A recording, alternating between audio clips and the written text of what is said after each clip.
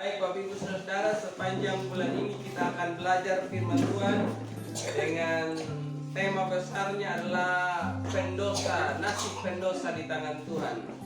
Nasib para pendosa di tangan Tuhan ya.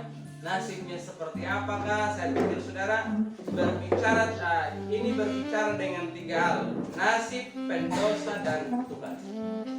Nasib ya, di dalam kamus besar bahasa Indonesia adalah kehidupan yang telah ditentukan oleh Tuhan, keberadaan atau sesuatu yang diperoleh, yang diterima atau yang didapatkan oleh seseorang dari Tuhan.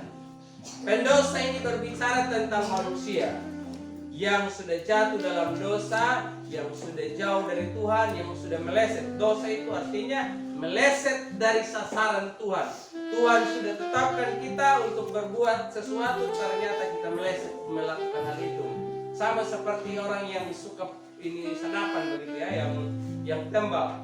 Saya dia punya kepala sebentar mana, tapi ternyata bukan kena kepala, kena leher, atau mungkin tidak kena sama sekali ya. Itu namanya meleset ya, jadi tidak kena sasaran. Allah ya, saya pikir saudara sudah tahu siapakah Allah. Itu adalah pribadi yang menciptakan manusia, pribadi yang maha suci agung, yang tidak berdosa, pribadi yang tak tertandingi oleh siapapun di dalam dunia ini maupun di sorga. Nah, tidak ada yang sama seperti dia. Yesus dikatakan sebagai raja di atas segala raja, Tuhan di atas segala Tuhan. Jadi tidak ada yang sama seperti dia. Hari ini kita akan belajar bagaimana asal mulanya dosa itu masuk ke dalam dunia. Tak ajar ya bagaimana permulaan atau bagaimana dosa itu mulai masuk ke dalam dunia. Manusia yang diciptakan sesuai dengan rupa dan gambar Allah, manusia yang diciptakan untuk maksud mulianya Tuhan, tapi ternyata mereka melakukan dosa. Kita akan belajar sama-sama di dalam kitab Kejadian pasal yang ketiga.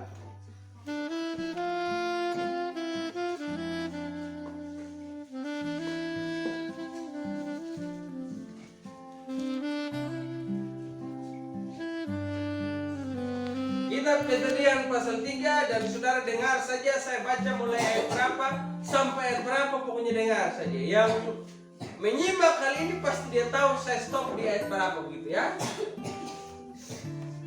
Kejadian pasal 3. Demikian bunyi firman Tuhan. Berikutnya berbunyi, manusia jatuh ke dalam dosa. Adapun ular ialah yang paling cerdik dari segala binatang di darat yang dijadikan oleh Tuhan Allah. Ular itu berkata kepada perempuan itu, tentulah Allah berfirman, semua pohon dalam taman ini jangan kamu makan buahnya, bukan?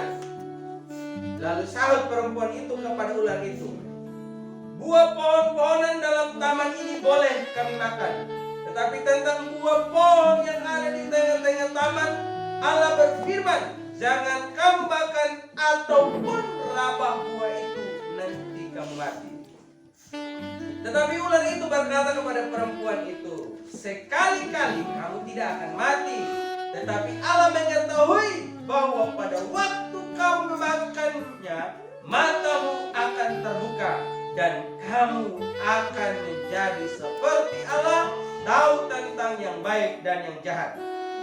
Perempuan itu melihat bahwa buah pohon itu baik untuk dimakan dan sedap kelihatannya. Lagi pula pohon itu menarik hati karena memberi pengertian. Lalu ia mengambil dari buahnya dan dimakannya dan diberikannya juga kepada suaminya yang bersama-sama dengan dia, dan suaminya pun memakannya. Maka terbukalah mata mereka berdua dan mereka tahu bahwa mereka telanjang. Lalu mereka menyemat daun pohon ara dan membuat sawah. Ketika mereka mendengar bunyi langkah Tuhan Allah yang berjalan-jalan dalam taman itu pada waktu hari sejuk, bersembunyilah manusia dan istrinya itu terhadap Tuhan Allah di antara pohon-pohonan dalam taman. Tetapi Tuhan Allah memanggil manusia itu dan berfirman kepadanya, di manakah engkau? Ia menjawab, ketika aku mendengar bahwa engkau ada dalam taman ini, aku menjadi takut karena aku telanjang, sebab itu aku bersembunyi. Firman-Nya, siapakah yang memberitahukan kepadamu bahwa engkau telanjang? Apakah engkau makan dari pohon? Apakah engkau makan dari buah pohon yang kularang engkau makan itu? Manusia itu menjawab, perempuan yang kau tempatkan di sisiku, dialah yang memberi dari buah pohon itu kepadaku, maka ku makan. Kemudian berfirmanlah Tuhan Allah kepada perempuan itu, apakah yang telah kau perbuat ini? Jawab perempuan itu, ular itu yang memperdayakan aku, maka ku makan. Lalu berfirmanlah Tuhan Allah kepada ular itu, karena engkau berbuat demikian, terkutuklah engkau di antara segala ternak dan di antara segala binatang hutan. Dengan perutmu lah engkau akan menjalar, dan debu tanahlah akan kau makan seumur hidupmu. Aku akan mengadakan permusuhan antara engkau dan perempuan ini, antara keturunanmu dan keturunannya. Keturunannya akan meremukkan kepalamu, dan engkau akan meremukkan tumitnya. Firman-Nya kepada perempuan itu, susah payahmu waktu mengandung akan kubuat sangat banyak. Dengan kesakitan engkau akan melahirkan anakmu, namun engkau akan beraih kepada suamimu, dan ia akan berkuasa atasmu. Lalu firman-Nya kepada manusia itu, karena engkau mendengarkan perkataan istrimu dan memakan dari buah pohon yang telah kuperintahkan kepadamu, jangan makan daripadanya, maka terkutuklah tanah karena engkau. Yang bersusah payah engkau akan mencari rezekimu dari tanah seumur hidupmu. Semak duri dan rumput duri yang akan dihasilkannya bagimu, dan tumbuh-tumbuhan di padang akan menjadi makananmu. Dengan berpeluh engkau akan mencari makananmu, sampai engkau kembali lagi menjadi tanah, karena dari situlah engkau diambil, sebab engkau debu dan engkau akan kembali menjadi debu. Saudara yang dikasihi oleh Tuhan kita Yesus Kristus, inilah awal mulanya dosa mulai masuk ke dalam dunia. Manusia yang ditempatkan di Taman Eden, mereka begitu bahagia menikmati segala fasilitas yang sudah disediakan oleh Tuhan bagi mereka. Mereka membangun hubungan dengan Allah begitu baik, ada keharmonisan, tidak ada ruang yang memisahkan antara manusia dan Allah, karena Allah adalah pribadi yang selalu rindu berhubungan, membangun komunikasi, membangun kerjasama dengan manusia. Di tengah kesenangan manusia itu, tiba-tiba datanglah si ular untuk menggoda manusia. Ingat saudara, manusia itu sedang asik menikmati suasana persahabatan dan hubungan yang begitu harmonis dengan Allah. Tapi di tengah kebahagiaan itu, datanglah si ular menggoda mereka. Terkadang dalam hidup ini, di saat kita begitu bahagia, itulah kesempatan iblis juga mencari celah untuk bisa menggoda manusia. Di saat kita susah, ya mungkin cobaan itu tidak datang kepada kita. Di saat kita lagi miskin, cobaan itu belum datang kepada kita. Tapi dia tunggu di saat kita lagi bahagia, itulah baru dia datang menggoda kita. Tapi ada juga orang lain, di saat dia bahagia, dia tidak berbuat apa-apa. Tapi di saat dia lagi susah, barulah dia datang. Contoh seperti Ayub. Di saat dia lagi kaya raya, iblis belum berbuat apa-apa. Tapi ketika saudara dia makin kaya raya, dan dia minta izin dari Tuhan untuk mencobai si Ayub.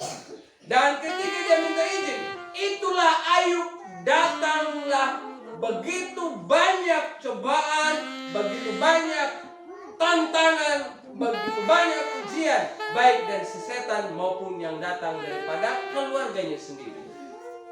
Saudara yang terkasih, ular bilang begini, tentulah Allah berfirman kepadamu, jangan kau makan buah itu. Nah, iblis pancing, ya, tentulah Allah.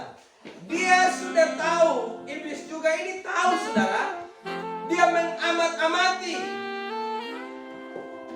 pergerakan daripada Allah dan manusia. Sehingga dia bilang begini, tentulah Allah berfirman kepadamu, jangan kau makan buah itu, bukan?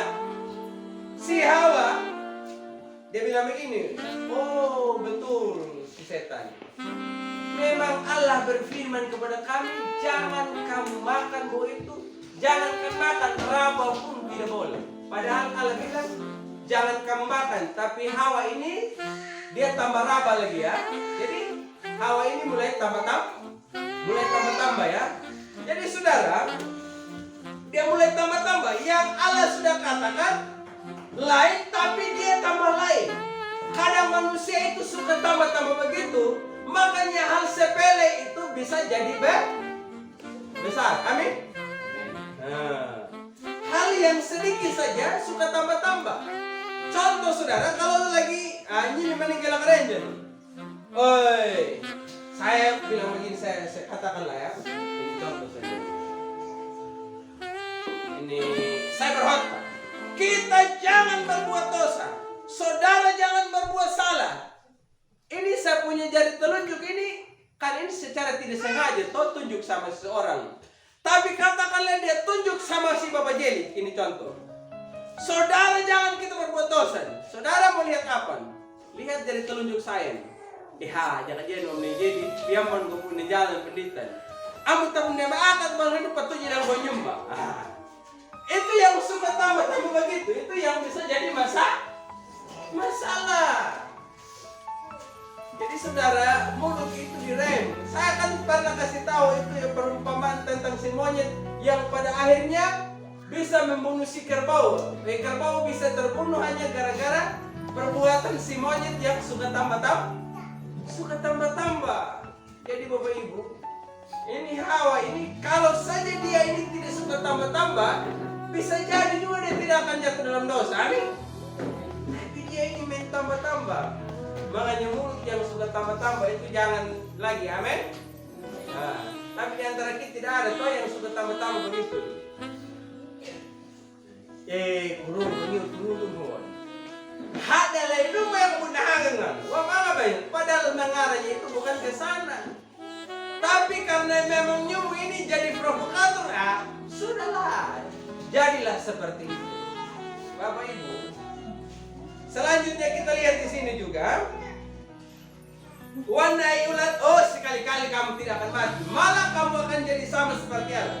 Yang menarik di sini itu Bapak Ibu. Wana dulu, sekali-kali kamu tidak akan mati. Wana pesan ini deh, ingat ini pesan Tuhan. Kalau kamu makan buah itu, ya kau mainin buah inunda, nanti kamu akan mati. Lalu datanglah si ular, dia bilang begini, sekali-kali kamu tidak akan mati. Di antara dua hal ini, kira-kira ini bertentangan dengan penini dan setan atau tidak? Sama atau bertentangan? Bertentangan. Tuhan bilang kamu mati, tapi setan bilang kamu tidak mati. Maka itu menjadi pengaruh besar bagi si Hawa. Pengaruh besar. Kalau saja dia dengar apa yang dikatakan oleh Tuhan, tidak mungkin mereka jatuh dalam dosa. Tapi karena ada bujukan dari setan ini bilang, dia tidak mungkinlah kamu mati. Maka Hawa mulai tergoda. Kadang itu saudara kita tergoda, kadang kita bermasalah, kadang kita bermusuhan, kadang timbul percekcokan, kadang timbul peperangan, kadang timbul kehancuran karena kita tidak mendengar satu pihak, tidak mendengarkan Tuhan, tapi lebih banyak mendengarkan pengaruh-pengaruh luar. Ya kada pikir lihat di Adam dan Hawa. Ihetang marinu dan ini ngapuan yang gagara toh. Amin. Setan tidak kasih apa-apa toh sama Adam dan Hawa. Tapi Allah lah yang menciptakan mereka dan menempatkan mereka di Taman Eden dan mereka menikmati kebaikan. Tapi justru mereka lebih mendengar apa kata dari si setan yang tidak bisa berbuat apa-apa pada mereka. Ada Bapak Ibu. Nah tahu nama pendoi dan nama mahamu lalu nyuta ya. Contoh, saya ini Bapak Alga ini, dia banyak berbuat baik sama saya. Dari tahun ke tahun dia baik dengan saya. Tapi tiba-tiba datanglah seseorang. Dia bilang begini, aduh buat apa kau bergaul dengan Bapak Alga, modelnya begini dia itu. Kalaupun dia buat baik sama kamu, itu dia hanya munafik saya sama kamu. Karena contoh dia selalu berusaha ngomong yang hanya menjatuhkan Bapak Alga. Saya justru mengikuti pengaruh dari orang yang datang gosip. Sementara saya kasih tinggal Bapak Alga yang sudah banyak berbuat baik sama saya. Kadang manusia modelnya begitu. Allah yang sudah menciptakan mereka dan memberikan segala sesuatu pada mereka, mereka tidak dengar. Tapi lebih banyak mendengarkan pengaruh dari setan. Sebagai jemaat Tuhan, sebagai orang yang percaya, jangan kita punya model sikap atau karakter sama seperti Hawa. Lupa segala perbuatan baik seseorang hanya karena manis sesaat yang kau dapatkan dari seseorang. Kadang kita lupa atau tinggalkan Tuhan hanya gara-gara sepele atau pengaruh dari kawan kita yang lain. Kalau kita mungkin menjadi orang yang sudah terlibat dalam pelayanan, kita sudah menjadi jemaat yang setia dalam salah satu gereja, tapi tiba-tiba ada orang yang datang dan memberikan pengaruh buruk sama kita, akhirnya kita kasih tinggal sama Tuhan, kita kasih tinggal pelayanan, kita sudah lupa panggilan kita sudah lupa Tuhan yang sudah banyak berbuat baik sama kita. Mari kita belajar dari kekekalan dari orang pertama yang ditempatkan Tuhan di Taman Eden. Dan kita belajar dari mereka, kita akan selalu berwaspada bahwa saya tidak boleh banyak mendengarkan pengaruh orang lain, tapi saya lebih banyak mendengarkan Tuhan. Amin. Lebih banyak mendengarkan Tuhan. Belajar daripada Samuel. Om Samuel ini Bapak Ibu, dia belajar. Ada suara yang bilang Samuel, Samuel. Dia dengar. Dia pikir ini Bapak minum dia yang panggil sama dia, tapi ternyata tidak. Tuhan yang berbicara. Dan pada akhirnya dia berbunyi, berbicaralah Tuhan sebab hamba-Mu ini mendengar. Kita belajar daripada Samuel. Kita selalu katakan sama Tuhan setiap hari, berbicaralah Tuhan sebab hamba-Mu mendengar. Amin. Jangan lagi kita bilang begini, paniwa doang kami, paniwa doang balung kalaya kanu.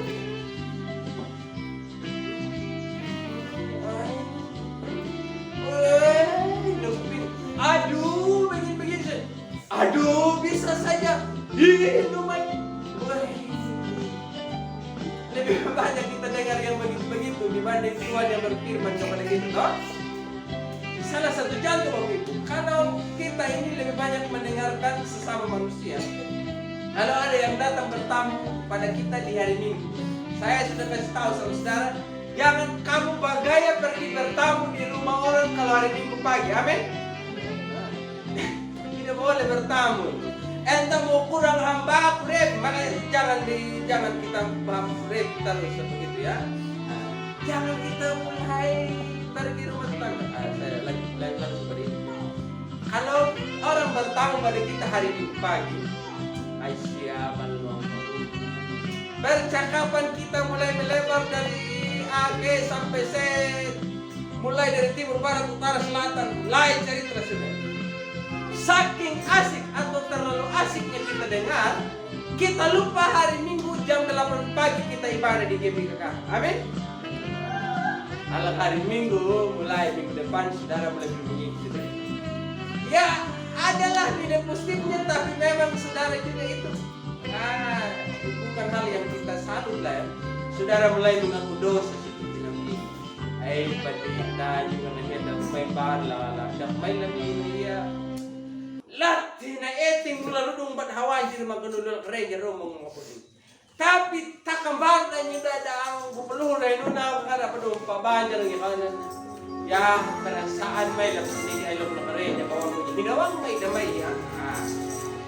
Itu saudara lebih banyak mau mendengar orang lain dibanding mendengarkan Tuhan. Kalau saja kita punya niat, punya hati, kita punya kesungguhan, lebih banyak mendengarkan Tuhan, maka pengaruh apapun yang datang dari luar itu tidak akan membuat kita lupa dengarkan suara Tuhan. Amin. Jadi Hawa ini mulai tergoda. Dia bilang, mendengar kata setan, kamu tidak akan mati. Tuhan bilang mati, iblis bilang tidak mati. Dia lebih banyak mendengarkan kata setan. Saudara, dalam kehidupan kita menjadi rohani, kita juga sering mendengarkan ungkapan-ungkapan yang sama.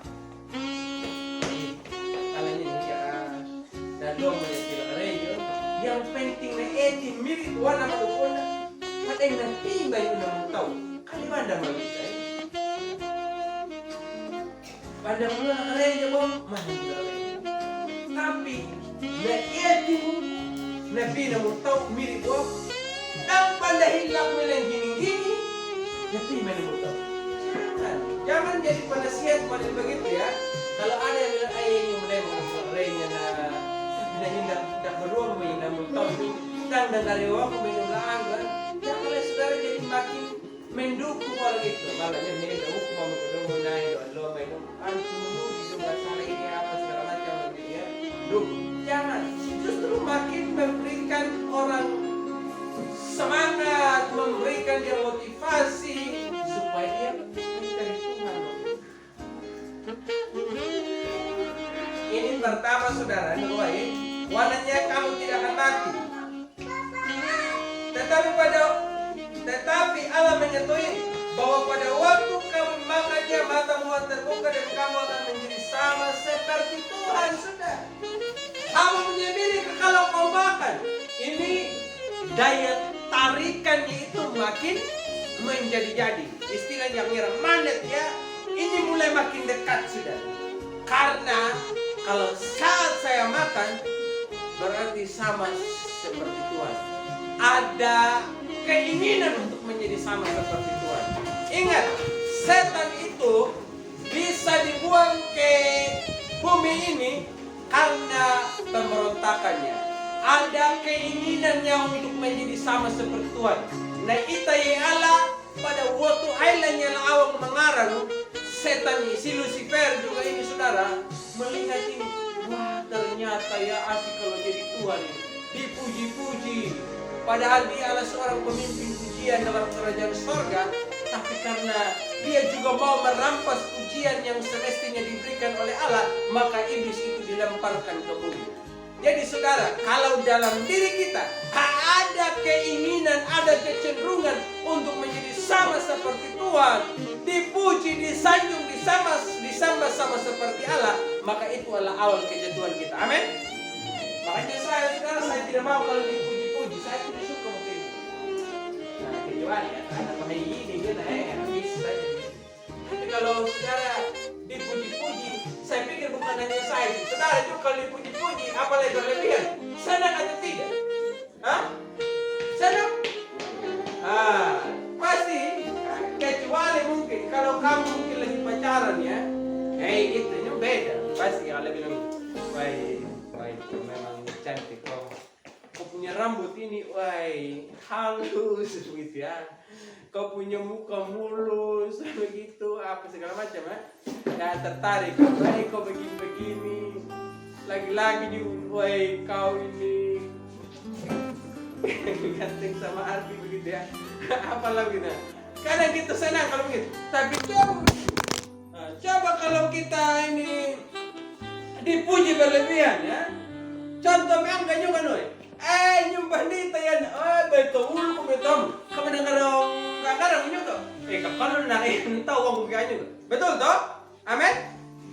Nah, begitu Bapak Ibu. Kalau kita sudah senang dipuji berarti itu awal kejatuhan. Amin. Sama seperti HP yang sudah lihat tadi ini jatuh toh. Begitu ya. Begitu. Jadi jangan suka dipuji-puji. Amin. Jangan suka disanjung-sanjung Bapak Ibu ya. Dan kadang kita Bapak Ibu kalau lihat orang yang jatuh itu sedang lihat. Amin. Betul toh? Contoh HP yang jatuh, saudara kan atau punya mata, saudara punya mata kan mengarah pada HP semua begitu ya. Saya punya HP sudah ulang-ulang jatuh, jadi saudara jangan pikir pada dia berita biar itu. Ruang HP. Tidak menyesal. Ulang-ulang ibu. Anti-korupsi disuntikkan. Apa pejam gitu ya. Digigit oleh anak saya gitu ya. Jadi tidak pengaruh buat saya itu. Amin. Tidak pengaruh. Kau dengar firman saja. Tugas semuanya dengar firman. Amin. Selanjutnya Bapak Ibu yang saya perhatikan di sini. Yang menarik buat Hawa itu kamu tidak mati. Yang kedua kamu sama seperti Tuhan. Sudah doa amin ya. Selanjutnya lagi.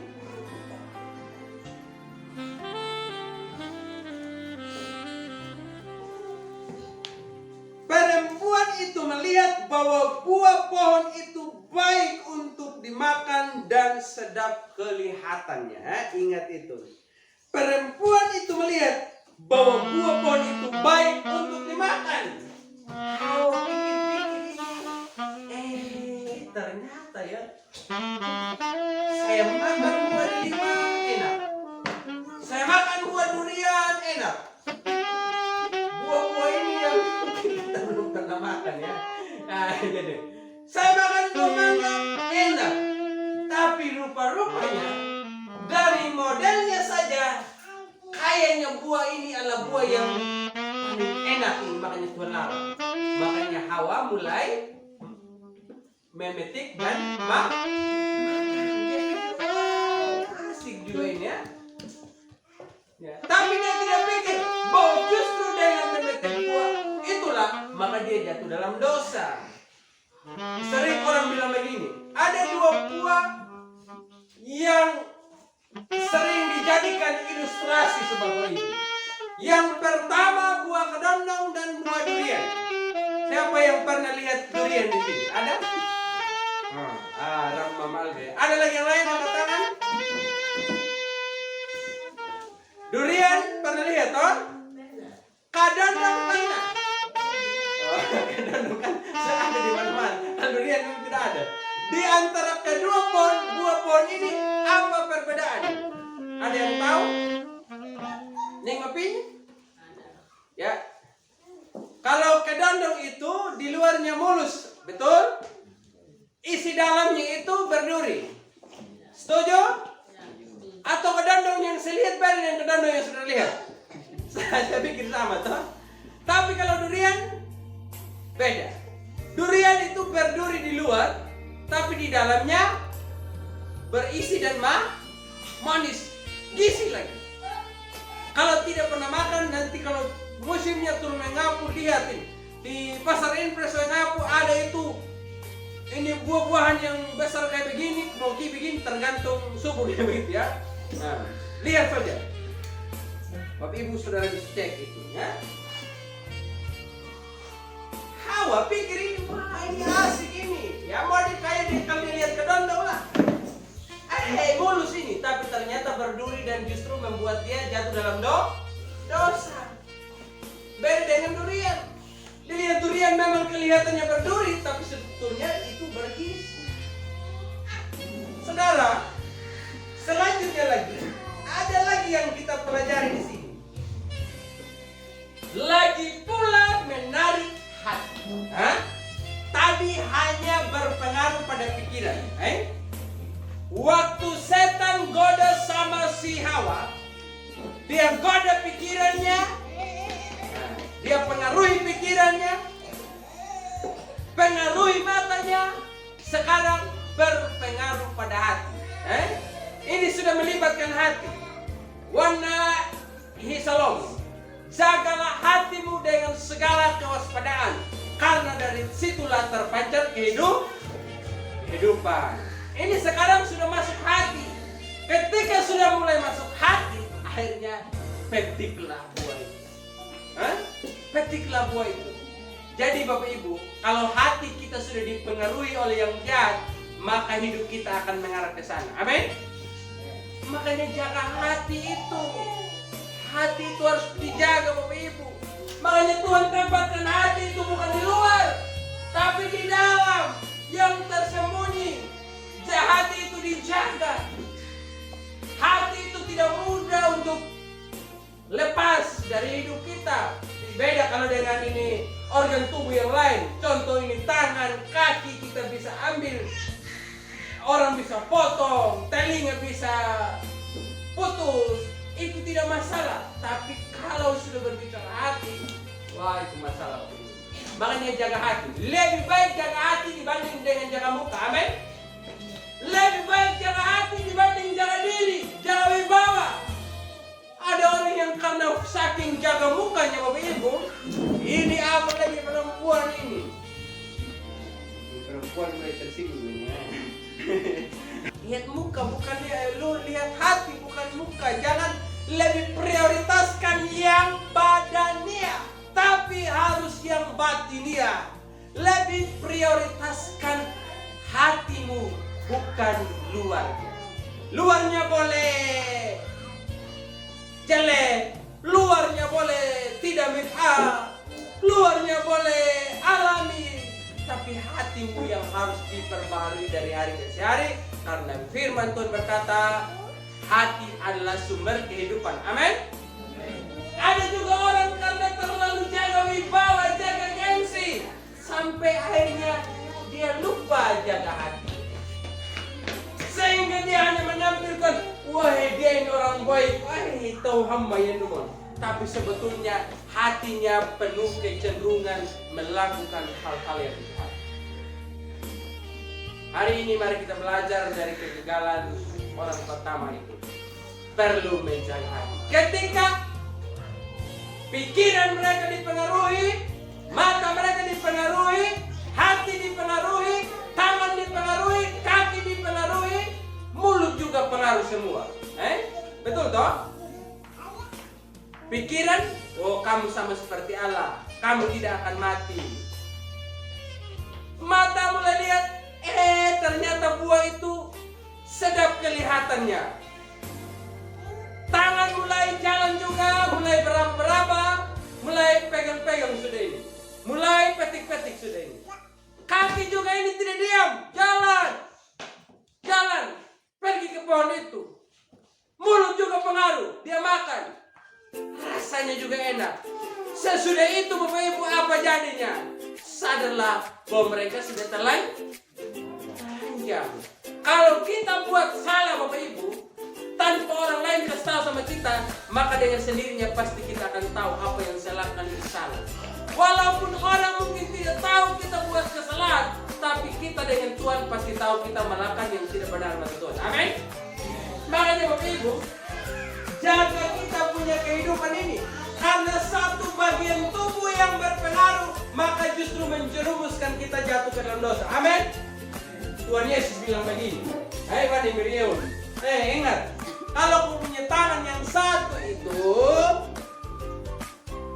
menjerumuskan engkau ke dalam dosa, potong juga tanganmu yang satu supaya jangan kedua-duanya binasa masuk dalam neraka. Amin.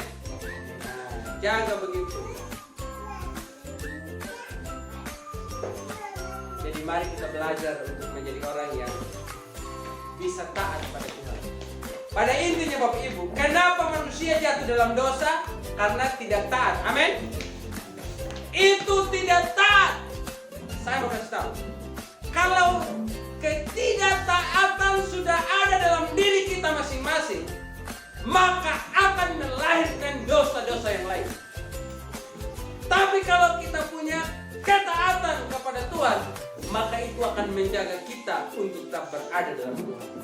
Jadi kalau saudara sudah mulai memberontak, saya mulai memberontak, kita sekalian mulai memberontak pada Tuhan, maka akan lahir dosa-dosa yang lain. Percayalah begitu. Sehingga kita akan menjadi buruk, kita akan menjadi binasa. Ketika manusia itu sadar bahwa mereka buat salah, mereka menyebat daun pohon ara untuk menjadikan sawat. Mereka rasa diri kita telanjang. Lihat sama Hawa, Hawa kalau kita telanjang. Adam juga bilang ini, Hawa juga bilang, kau juga. Ya, karena mereka mulai berkuliah sama lain, mereka sudah merasa malu, mereka menutup diri dan telanjang. Dengan ketelanjangan mereka, saudara, mereka mulai merasa malu. Ingat ini Bapak Ibu. Wanda, napulnya miring. Allah mengambil kulit binatang untuk menjadikan pakaian mereka. Inilah awal mulanya Tuhan membalut dosa manusia. Dan Tuhan juga berkata, aku akan mengadakan permusuhan antara engkau dan perempuan ini. Keturunannya akan meremukkan kepalamu. Dalam istilah teologinya inilah janji induk. Bahwa akan datang yang bernama Yesus Kristus untuk menyelamatkan manusia. Di tengah-tengah keberdosaan manusia, Allah hadir menutupi ketelanjangan mereka. Di tengah perbuatan jahat manusia, Allah hadir untuk membalut setiap penderitaan manusia. Adakah hari ini juga kita gagal sama seperti Hawa dan Adam? Kita merasa aku sudah orang berdosa. Kita merasa saya sudah bersalah. Kita merasa aku adalah orang yang terhina. Kita merasa saya adalah orang yang tidak berarti. Allah hadir bagi kita sekalian siang hari ini untuk membalut engkau dan aku. Ada pujian yang bilang begini, Yesus perhatikan kehidupan setiap orang. Dia mengenal hatiku yang penuh penyesalan dosa.